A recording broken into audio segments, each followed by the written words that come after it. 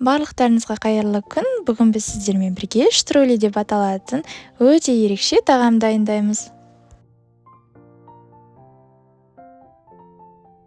Ең алдымен ыдысымызға осылай алдын ала еленген ұнымыздың үстіне тұз қосамыз және де жұмыртқа мен су қосып, қаттырақ қамыр илейміз.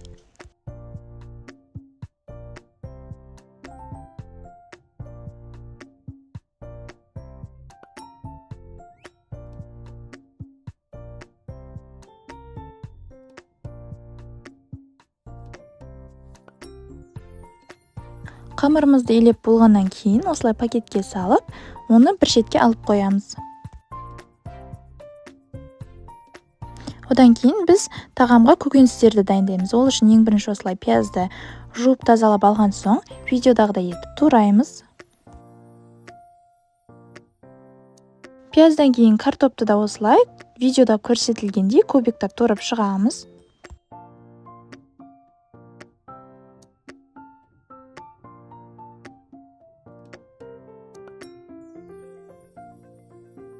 Және де мен болгар бұрыштарын қосқым келді.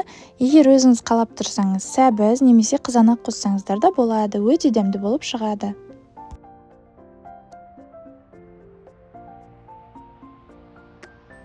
Одан соң етімізді осылай ірілеп немесе өзіңіздің қалауыңызша турап шығасыз. Сосын мен сковородкаға алдын ала қызған майға осылай пиязымызды жақсылап қызартып қуырып аламыз. Үстіне біздің туралған етімізді салып, оны да жақсылап араластырып қуырамыз.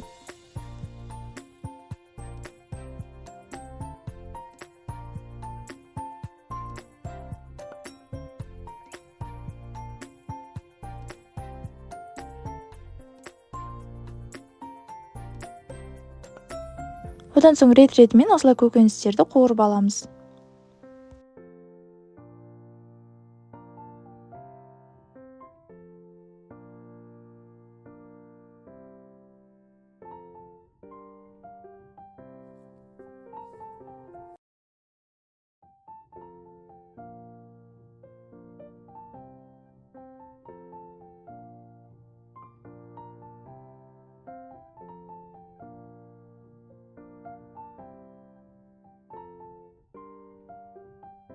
Одан соң тұз, паприка және де өз қалауыңызша специяларды қосып, жақсылап араластырып, кішкене 5-10 минуттай қуырғаннан кейін үстіне толтырып су құямыз.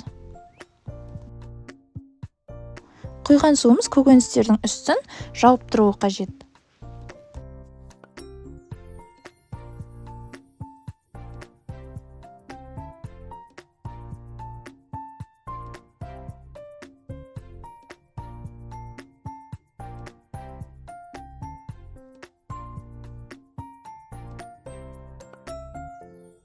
Одан соң крышкасын жауып, біздің подливті 25-30 минутқа қайнатамыз. Қайнатқанда басында қатты отта 5-10 минутқа кішкене қайнатып алып, одан кейін жай отта қасын қайтарып қоямыз. Біздің подливіміз жақсылап қайнайым дегенше, біз қамырға кірісеміз. Қамырымызды осылай жабысып қалмас үшін ұн сеуіп алып, жұқалап тұрып жайып шығамыз.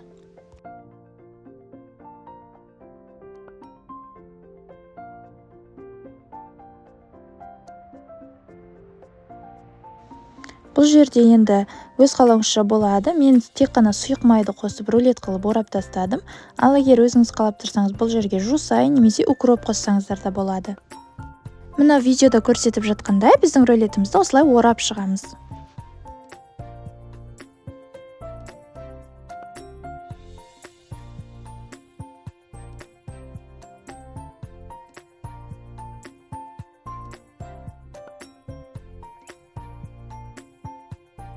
Одан соң біздің рулетімізді осылай әдемілеп кесеміз.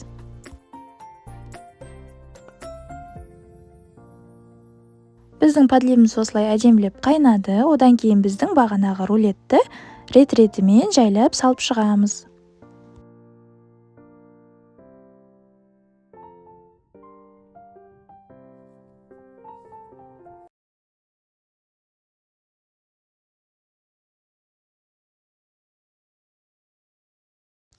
Содан соң крышкасын жауып 15-20 минутқа біздің қамыр піскенше жай отта пісіріп аламыз.